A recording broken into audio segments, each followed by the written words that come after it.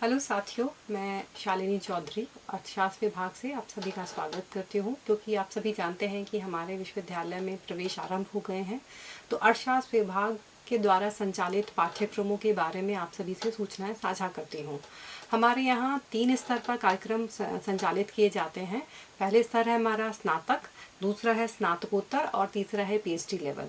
स्नातक स्तर की जो एडमिशन की जो एलिजिबिलिटी है वो 12th स्टैंडर्ड है। आप कोई भी सब विषय में अगर आपने 12th स्टैंडर्ड में आप क्वालिफाई किया है तो आप हमारे ग्रेजुएशन लेवल के प्रोग्राम में आप प्रवेश पा सकते हैं।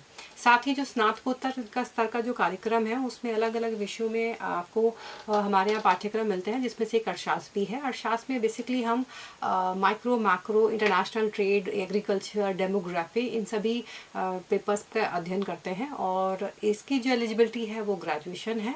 वहीं जो हमारा तीसरे स्तर का जो कार्यक्रम है वो है पीएचडी कार्यक्रम, जिसमें हम जिसकी एलिजिबिलिटी स्नातकोत्तर के साथ साथ आपकी पीएचडी के लिए आपको नेट या सेट क्वालिफाई होना चाहिए, जिससे कि आप डायरेक्टली एडमिशन के प्रोसेस में आप डायरेक्ट आ सकते हैं। लेकिन सीट के आधार पर ही आपका नामांकन सुनिश्चित हो पाएगा।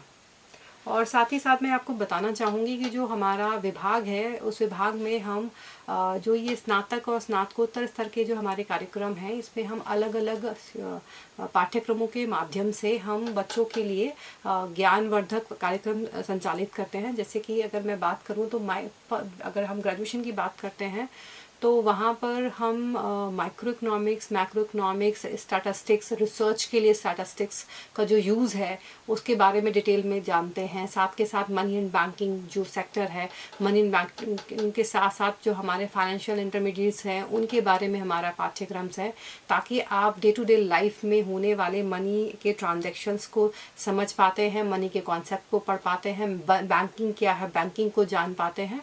इस तरीके के कार्यक्रमों के साथ साथ आप हमारे विश्वविद्यालय में हमारे प्रोग्राम में प्रवेश पा सकते हैं। धन्यवाद।